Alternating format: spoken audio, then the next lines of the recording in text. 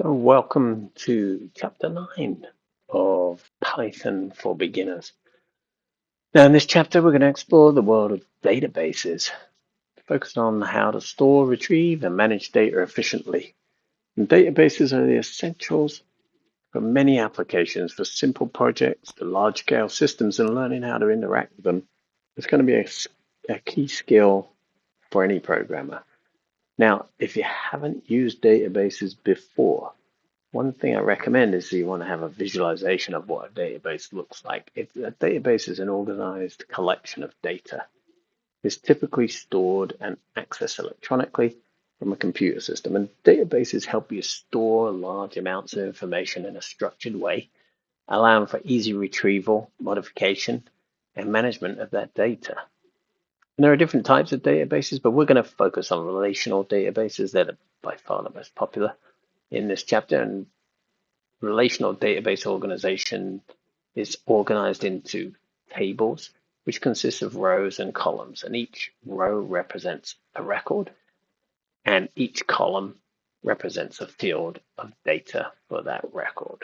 So I'm going to show you what I mean by that. I'm going to show you an Excel spreadsheet, which is a representation of a table. And just so you get an idea of what that table looks like. And so here is an Excel spreadsheet. And let's say our table is called users. And we have a column that is name, and we have a column that is age. And then for the row, we have Joe. And I'm going to make this number 1. That'll be row 1. And then row 2, I'm going to put something in here. I'm going to say Alice, and she's 40. So now in my database, my users table, if I say show me names, I'm going to see Joe and Alice. And if I say show me ages, I'm going to see those ages. If I say show me everything, I'm going to see all of this data.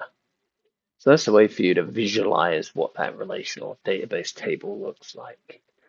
And why are these databases important? Well, databases are efficient, so they're optimized for storing and retrieving large amounts of data quickly. And they're structured data, so they allow you to organize data logically with relationships between tables. So if you have multiple tables, you can have relationships between those tables.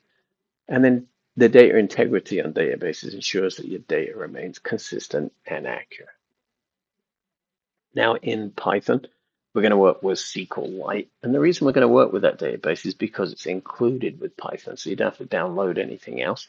It's a lightweight serverless relational database engine. It's built into Python. And as I said, it doesn't require any separate server software. So it makes it perfect for a small application or just for learning like we are, or projects where you need to store data locally. So SQLite's simple. There's no need to set up a separate server, as we said. It's portable. The entire database is stored in a single file. Makes it easy to move around. And it's integrated with Python. So SQLite is a built-in, and you're not going to have to install anything else. So let's talk about SQLite, and let's talk about connecting to a SQLite database. So to start using SQLite in Python, you need to import the SQLite module, which provides the tools for working with SQL databases. So let me move this spreadsheet out of our way for a minute, and I'm just going to open up our database file, and we'll take a look at that.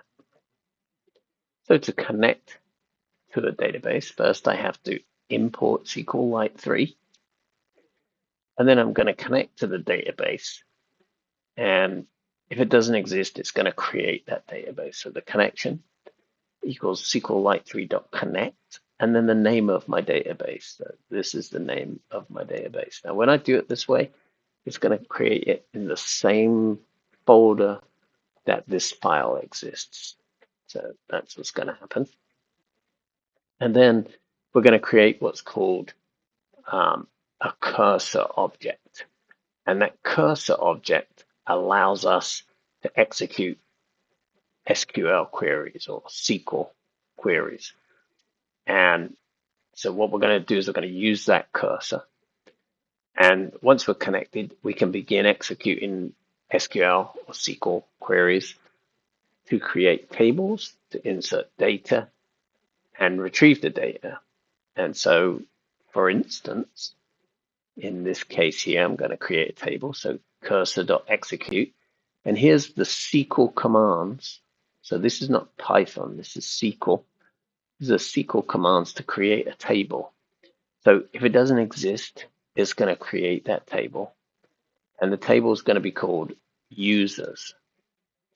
And users is going to have an ID, which is an integer. It's going to have and that ID is going to be its primary key. So that's going to be, every record is going to contain an ID. And then it's going to contain name, which is going to be text. And it's going to contain age, which is also an integer. So now we've created that table very similar to this one, where we have users is the name of the table, and we have name that is going to be text. We have age that is going to be an integer. And we have our ID, which is going to be our primary key. So now in this particular file, what we're going to do is we're going to insert into users. So users is the table name. So we're going to say insert into users, name and age, and the values are going to be Joe and 39 years old. What that does is it uses the SQL query to insert that record. And then the placeholders, which are those question marks, are used to safely insert values into the SQL query, preventing SQL injection. So basically we're saying values, question mark, and then these are the values that go in where those question marks are. Now, to retrieve the data from the database, we're going to do another SQL command. So we're using the cursor to execute select star from users. The users is a table. Star means everything. So we're selecting everything from the users table. And then our rows equals the cursor.fetchAll. And basically it just brings all the rows into rows. And then we can simply go through and print them. So for row in rows, we're going to print that row. And so what that will do is if there was more than just Joe in there, they would all print out. We can also make that SQL query select just users where the name is equal to Joe, in which case we'd just be printing that Joe, anything with Joe in it. Actually, if there was a Joe as 50, it would also come out. So we're selecting anything from users where the name is equal to Joe. And we rows is equal to fetchAll, and then we print the rows. And that will print all of those rows. And then when we're done with our database, we can close the database. So the connection.close takes care of closing the database.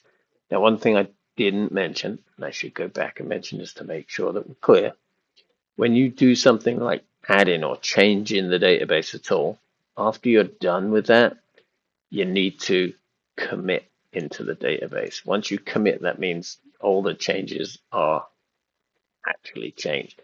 When you're doing this, the changes are in the cursor and they won't be in the database completed until you hit commit. So that's what saves the changes into the database. And that is the simple way that we access databases. And it is very simple. So that's the basics of databases. And to wrap up, what is a database? The database is a system of organizing and storing data. So as we discussed, relational databases are the most common, and they store data in tables made up of rows and columns. SQLite is in Python, and it is included. with SQLite, it's a lightweight database engine integrated, and it allows you to learn how to connect to a database, create tables, perform basic operations like inserting and retrieving data. Now, of course, you can use other databases. You can use MySQL, or you could use any of the other open source databases, and you just connect to them. And then the queries are going to be very similar because you're using SQL at this point. So SQL basics, we only covered some very basic operations in SQL. That's a whole nother topic. There would be another book to go through all of everything that's in SQL. You can find the commands that you need just by looking them up online. And with these concepts that you now have the ability to store and organize data in a SQLite database through Python. And it's going to be useful for smaller scale applications and personal projects. So it's the next step up from using files. So now that we've learned the basics of working with databases in Python, it's time to explore more advanced topics. And in the next chapter, we're going to focus on handling errors and regular expressions, some functional programming, and some GUI programming. And they're all powerful techniques that help you to enhance what you have and allow you to move on to be able to take your programming to the next level. Hopefully you've enjoyed the first 9 chapters, and hopefully you'll continue to enjoy them. Hopefully you've read the book or you're reading the book and you're making great progress. I know I've talked to a few of you and it seems like people are doing well with it. If you've enjoyed this video, please give it a thumbs up. Please subscribe to the channel because that way you'll know when each of these videos gets released. And if you want to become a patron so that you can communicate with me directly, you certainly can do that. You can join our Patreon or you can become a member here on YouTube. Again, thanks for your attention and time. I appreciate you taking a look at these videos and I hope they're useful. And if you have any questions, comments, or anything that you'd like to see, feel free to leave a comment below. And I'll look forward to making the next video.